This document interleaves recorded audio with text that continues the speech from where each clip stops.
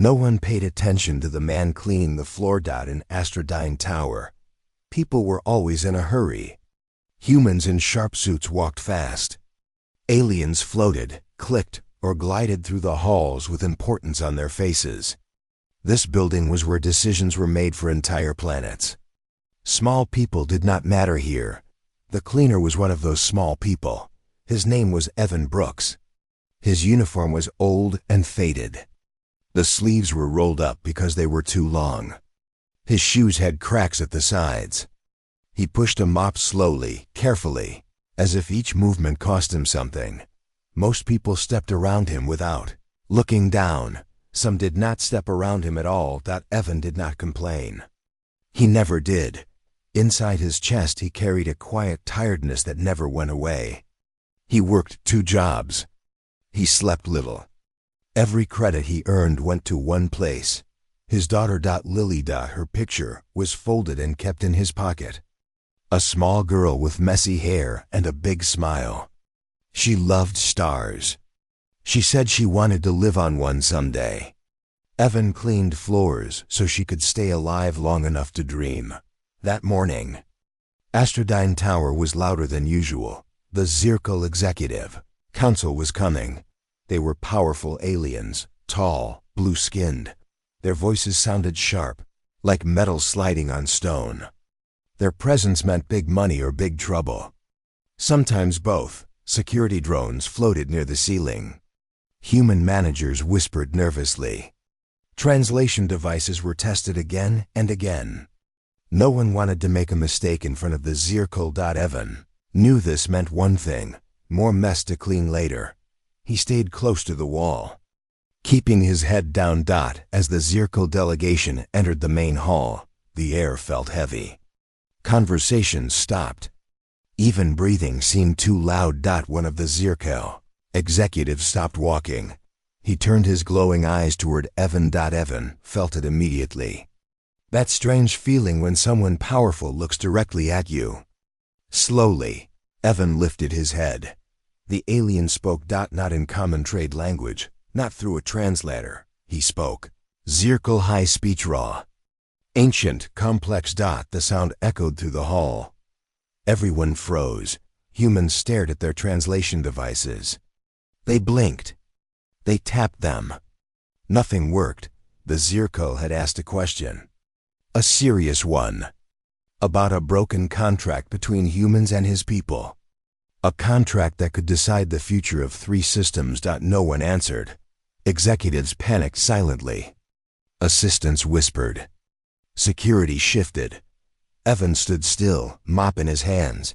He understood every word, the grammar, the tone, the insult hidden inside the polite phrasing. He took a slow breath, and then he spoke. In perfect Zirkel high speech. His voice was calm, respectful, clear. He corrected the misunderstanding. He explained the human error. He used an old Zirkel honor phrase that most translators no longer recognized. The hall went completely silent. You could hear a drone hum. The Zirkel executive's eyes widened. Several humans stared at Evan like they were seeing a ghost. Evan finished speaking and lowered his head slightly. A traditional Zirkel sign of respect. The alien stepped closer. You are trained in our tongue. The Zirkel said slowly. Yes, Evan replied. Still in Zirkel. State your role in this facility. Evan hesitated. Then he answered honestly. I clean the floors. A shock moved through the room. A human manager finally found his voice. That's impossible. He's maintenance. Evan switched back to common language and looked embarrassed. I'm sorry if I spoke out of place, he said quietly. I just understood the question. The Zirkel studied him carefully. Where did you learn a language that takes decades to master? The alien asked. Evan's hands tightened on the mop. His voice became softer. In a refugee camp, he said. During the war. The words fell heavy. Because wars take many things from people. And sometimes they leave behind things no one expects. The Zirkel did not move away. Instead, He looked at Evan with something new in his eyes. Respect. And for the first time in years, the man everyone ignored was finally seen. The silence did not break quickly. It spread through the hall like ice. Evan stood still, holding his mop, wishing he could disappear. He had not planned to speak. He had only reacted. Old habits did not die easily. When someone spoke Zirkale high speech, his mind answered before fear could stop it. Around him, people finally began to breathe again. Human executives whispered to each other, their faces pale. Assistants stared at Evan like he was a strange machine that suddenly turned on. Security guards shifted their weight, unsure whether to protect him or remove him. The Zirkle executive tilted his head slightly. That small movement meant deep thought in his species. "You speak with accuracy," the alien said. "And with respect." Evan nodded slowly. "Thank you, honored speaker." The alien turned to the humans. "Your translation systems failed." This man did not. A senior human manager stepped forward, forcing a smile. "Sir, we apologize for the confusion. He is not authorized to speak on behalf of Astrodyne." The Zirkal's eyes narrowed. "He did not speak for you," the alien replied. "He spoke for truth." That single sentence cut deep. The manager swallowed. Evan felt his heart beating hard in his chest. He knew what came next: questions, attention, things he had avoided for years. The Zirkal looked back at him. "Why are you here, cleaning floors, when your knowledge equals our diplomats?" Evan hesitated. The answer was simple, but painful. "I needed work," he said. "Immediate work." "That is not an answer," the alien said calmly. Evan took a breath. "My daughter is sick. This job pays for her treatment." The hall changed, not loudly, not suddenly, but something shifted. Even the Zirkle paused. Humans avoided Evan's eyes. Some felt shame. Some felt disbelief. The alien studied Evan for a long moment. "You abandoned status for survival," he said. "That is uncommon." Evan gave a small, tired smile. "She's worth more than status." A junior executive whispered, "Why didn't he tell us?" Evan heard that. Because telling people had never helped. The Zirkle turned away from the crowd. "Bring him," he ordered. "We will speak privately." Security tensed. Evan's stomach dropped. The human manager protested. "Sir, with respect, he is maintenance staff. This is highly irregular." The Zirkal's voice grew cold. "So is ignoring value when it stands before you." The protest stopped. Evan was guided toward a side chamber. His mop was taken from his hands. For the first time in years, he felt naked without it, like he had lost his shield. Inside the room, the walls glowed softly. Zirkle symbols moved slowly across the surface. Evan recognized them instantly. They told stories of survival and exile. The alien motioned for Evan to sit. "You learned our deepest form of speech," the Zirkle said. "Not just words, meaning, emotion." Evan nodded. "Your people taught me." "I listened." "Why listen so closely?" the alien asked. "Because listening kept us alive," Evan replied. "Words end wars faster than weapons." The Zirkle watched him carefully. "You were military." "Yes. Why leave?" Evan looked down at his hands. They were scarred from chemicals and hard work. "My wife died," he said. "Then my daughter got sick. The war took enough. I wouldn't let it take her too." The alien leaned back. Outside the room, humans argued in quiet voices. Some were angry. Some were afraid. All of them realized the same thing. They had walked past a rare human every day. Inside, the Zirkle spoke again. "Do you regret the path you chose?" Evan answered without hesitation, "No." The alien nodded slowly. "Then perhaps," he said, "your path is not finished." Evan felt something stir in his chest. Not hope. Not yet. Just the heavy feeling that life was about to change, whether he wanted it to or not. Evan walked slowly back to his mop closet after the meeting with the Zirkel executive. The hallways felt smaller than before.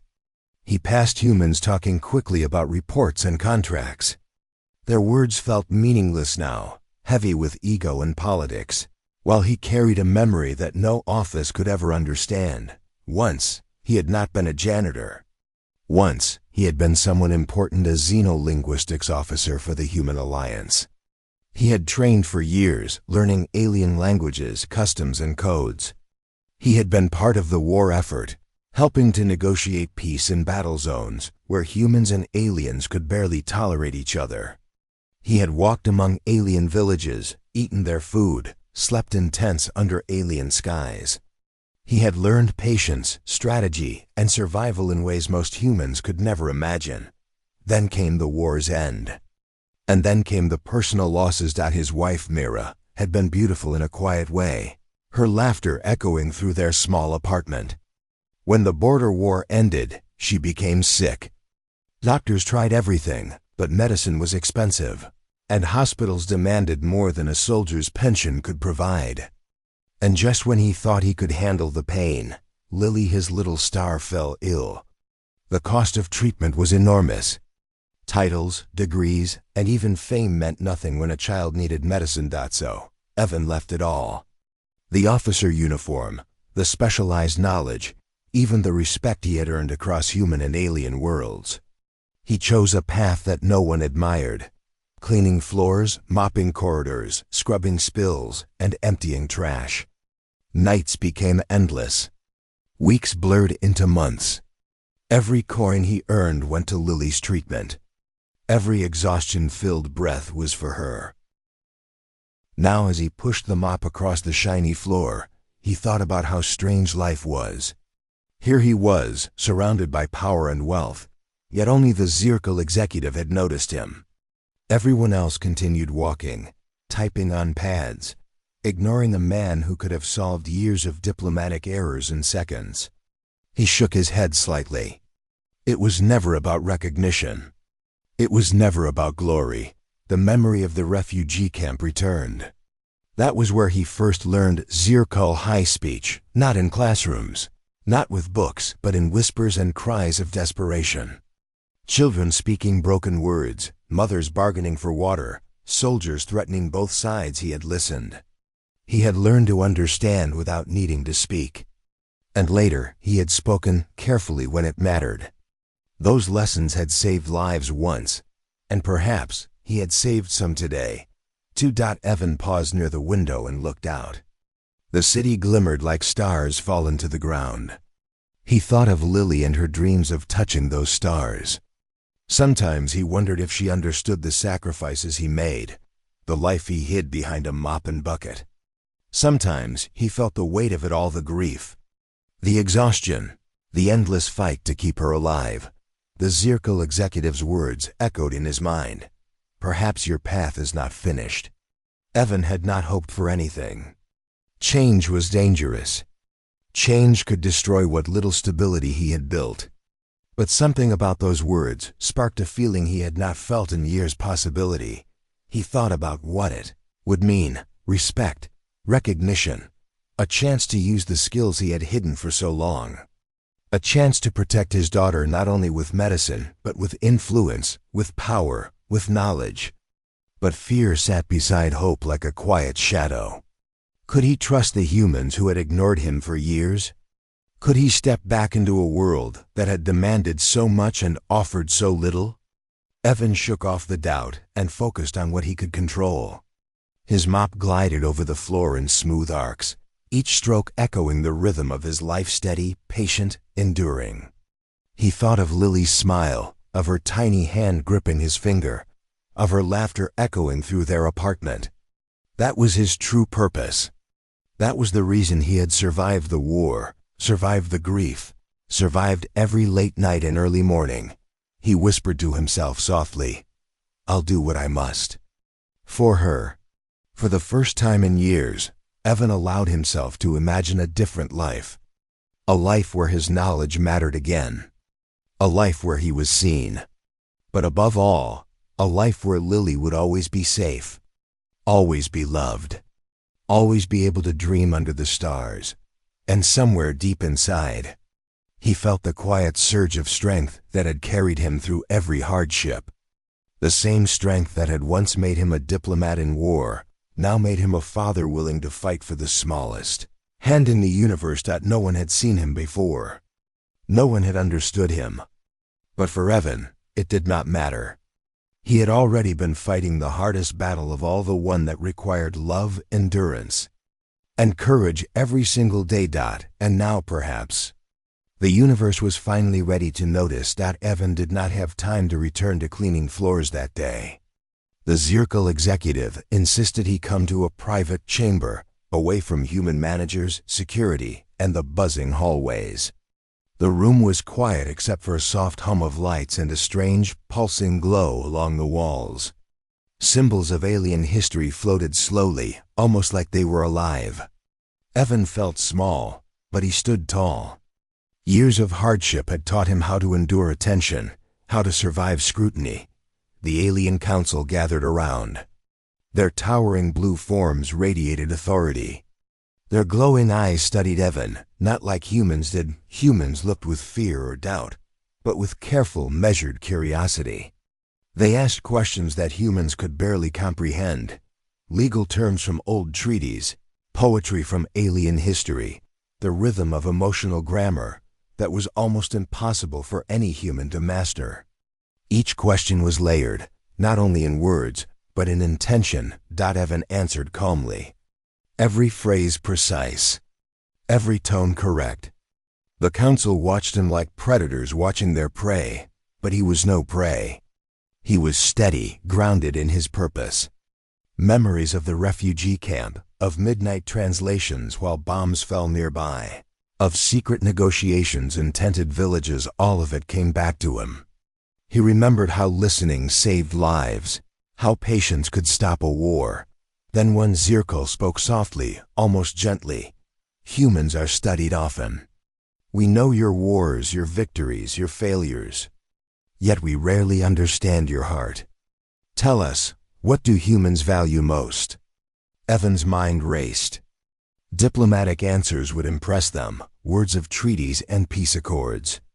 But those were not what mattered. He thought of Lily, lying in a hospital bed, her small hand reaching for him even when she was weak, her laugh that cut through the hardest day, her dreams of stars she would never forget. His voice shook slightly, but only in emotion. My child, he said, and the future she deserves. Silence filled the room. The Zirkel did not blink. Even the humans outside who had been allowed to witness this felt a weight pressing down on their chests. A parent's love, pure, unwavering, immeasurable, was something no algorithm, no diplomacy, no power structure could ever replicate. The council whispered among themselves in low, clicking tones. They had studied humans for centuries. They knew strategy, commerce, and warfare, but they had never seen a human willing to throw away career, recognition, and even safety for one small life. That one act of love spoke louder than any speech, any law, any negotiation. A senior Zirkel looked at him, eyes narrowed but glowing brighter. You do not seek power, honor, or wealth. You choose humility. You choose survival for another. Yes, Evan admitted. I have no other choice.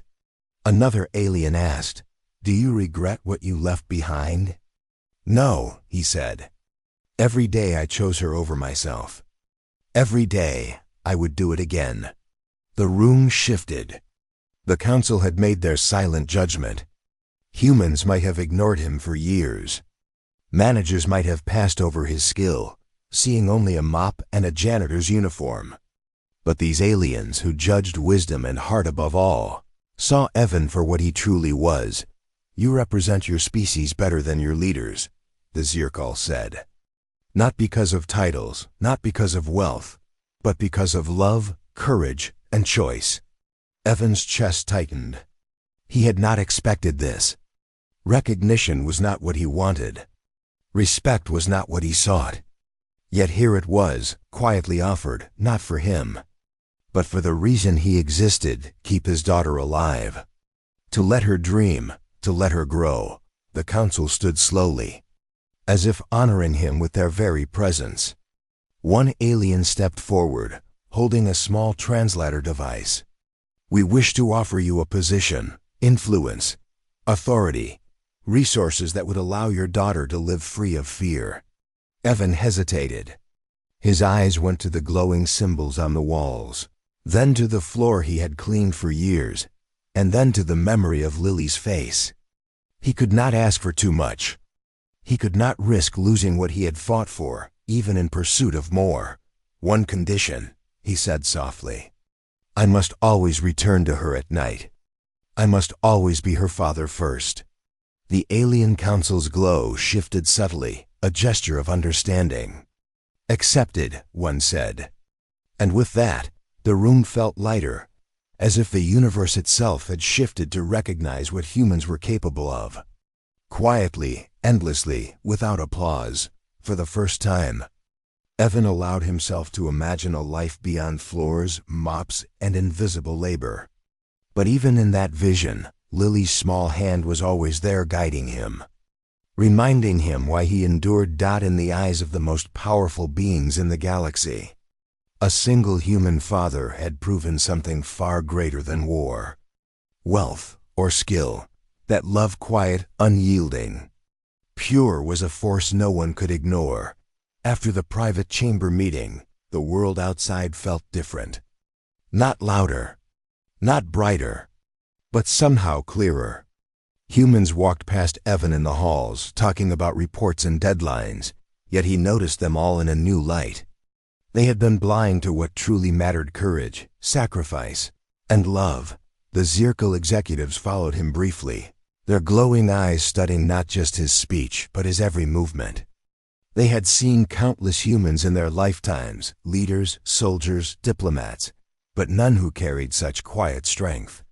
This was not power born of wealth or influence. This was power born of love. In a corner of the hall, the human managers argued among themselves. Some were embarrassed. Some were fearful. One whispered, "We've ignored him for years. How did we not see?" Another said, "He's extraordinary. And he's just a janitor?" Their words held awe but also shame. They realized their systems of recognition had failed. For years, they had overlooked the most important quality a human could have: the willingness to sacrifice everything for another. The Zirkel paused near a holographic display, turning to one human executive. "Your species survives," one said, voice heavy with meaning, not because of weapons or trade, not because of treaties or alliances, but because of this. He gestured toward Evan, because of humans who endure silently, who fight without recognition, who love without expectation. Evan felt his chest tighten. It was not praise he sought. It was not fame.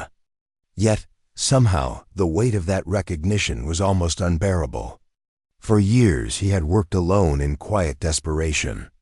He had cleaned floors, carried buckets of soapy water, scrubbed stains, and mopped endless hallways, all while the world passed him by. He had done it for Lily, not for anyone else. And now the universe had taken notice. He remembered the nights spent reading alien text to understand their culture, the hours translating war documents while bombs fell around the camp, the countless times he had sacrificed comfort for survival. Every choice had been for one purpose: to keep his daughter alive and give her a future. That purpose had always been invisible. Today, it was seen. The Zirkel approached him again. "Your heart is uncommon among humans, yet it reflects the truest form of your species. You endure, you protect, and you choose love even when it costs you everything. This is why humans survive against odds that would destroy others." Evan's throat tightened. He thought of Lily's laugh, her tiny hands reaching for him, her whispered dreams about the stars. That little human life had been his world. Every drop of sweat, every aching muscle, every exhausted night had been for her.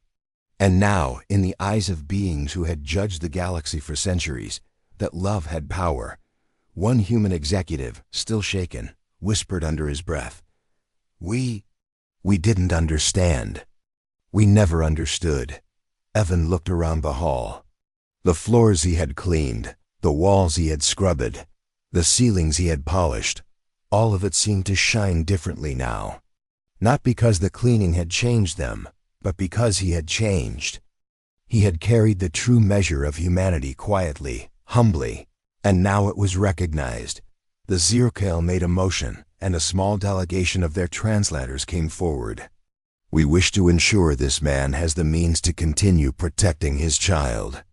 Resources, authority, and the ability to act in ways humans have not permitted themselves before, because he embodies the truest strength of his species." Evan shook his head, humility and caution mingling. "I only need to care for my daughter," he said. "I need nothing more." The Zirkel nodded, their eyes glowing with rare approval.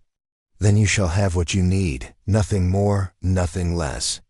Your choices, your love, your endurance, they are enough. They define your species more than any victory or conquest." As he returned to his mop closet, the human managers watched silently. They had no words. Recognition was too late, apologies too small. But somehow, in their silence, they understood a simple truth. The greatest heroes were often the invisible ones, the quiet humans who endured because they loved, not because they were honored. Evan's heart swelled with a quiet, profound satisfaction. He did not need applause. He did not need glory. He had done what he had always set out to do: keep his daughter alive, keep her dreams alive, and in doing so, reveal the most extraordinary part of humanity, the endurance of the human heart. Even the Zirkel had learned something today. Not about technology, not about trade, not about treaties, but about humanity itself. And that, Evan realized, was the most powerful recognition he could ever receive. Weeks passed, but Evan's life had changed in ways he never expected. He no longer moved through the tower unnoticed. Humans whispered his name in corridors. Aliens paused when he walked by. Yet Evan cared little for attention. His world had always been small, focused on Lily, and it would remain that way. Everything else, titles, recognition, rewards, was secondary. One evening, he returned home to their modest apartment. Lily was waiting, sprawled on the couch with her blanket and a stack of books about stars and planets. Her hair was messy, her smile bright, and her eyes wide with curiosity. Evan felt a tug in his chest, a mix of exhaustion and relief. For 7 years he had carried the weight of the world on his shoulders. Now at least he could breathe. "Daddy," Lily said, pointing at him with one small finger. "Did they notice you?"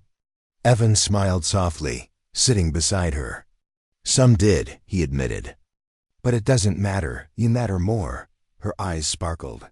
"I knew it. Even if no one else sees, I do." He chuckled quietly. "That's my girl." Later, Lily curled up in bed. Evan tucked her in, brushing stray hair from her forehead.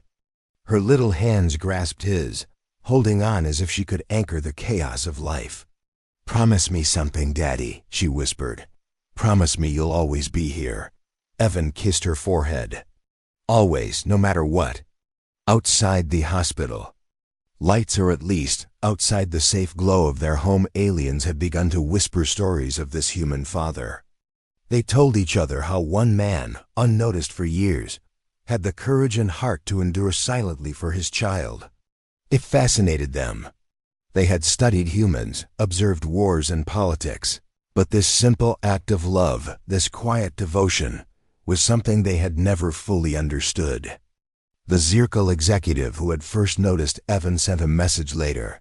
"This is why humans endure. They protect, they love, they sacrifice more than words can describe." Evan didn't seek credit. He didn't want fame.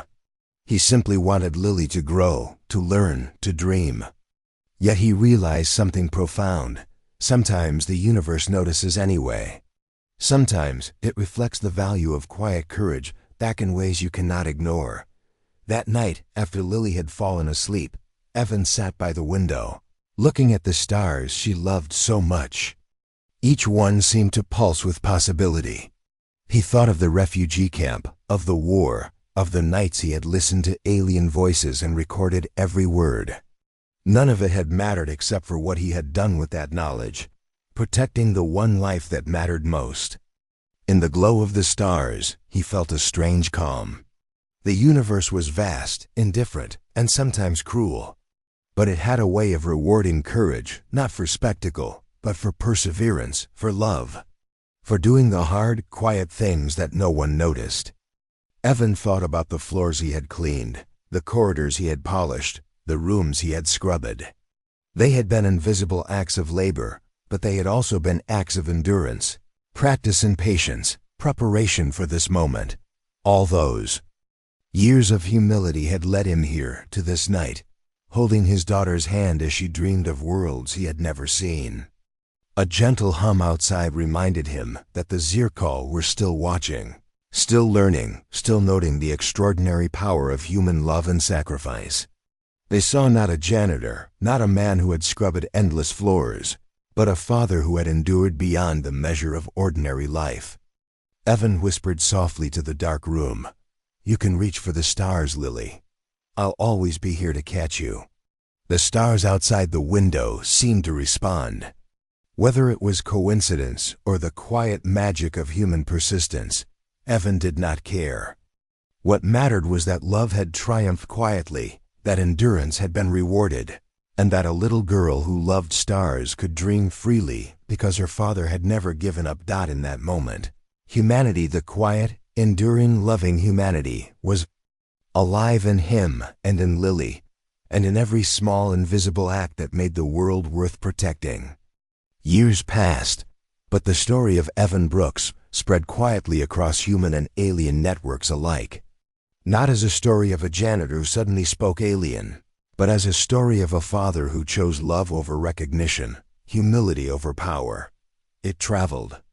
Slowly, whispered in corridors, repeated in council chambers, and eventually recorded in galactic archives as an example of something extraordinary: human courage and devotion. Evan continued his work in the tower, but now it was different.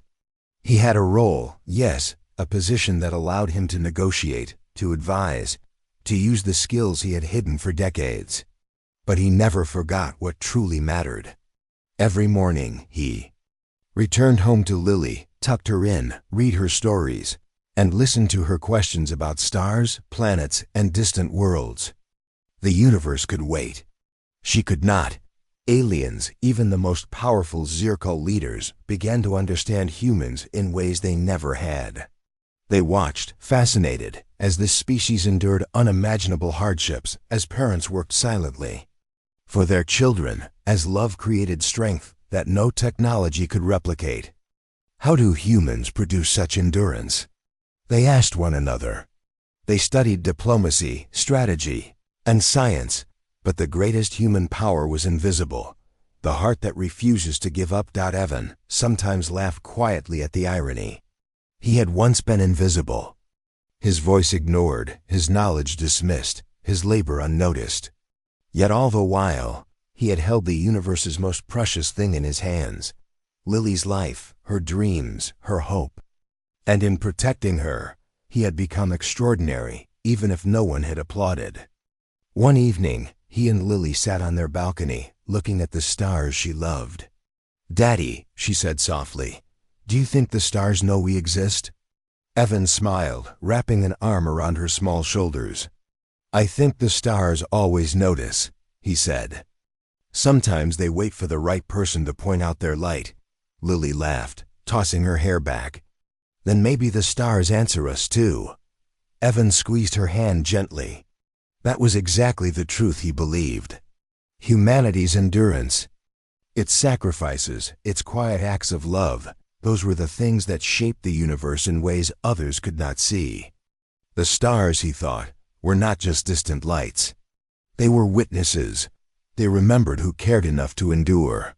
They answered those who dared to love beyond reason, beyond recognition, beyond fear, Galactic leaders still debated trade and diplomacy, but Evan's story became a quiet legend. The humans who once overlooked him began to reconsider what it meant to be truly powerful. Titles, wealth, and armies could never match the strength of a father who gave everything for his child. The determination of someone willing to endure hardship without complaint, the courage of someone who loved without limit. Evan knew he would never be famous. He had no interest in fame, but he had something far greater: a daughter who knew love, a life transformed by purpose, and the saddest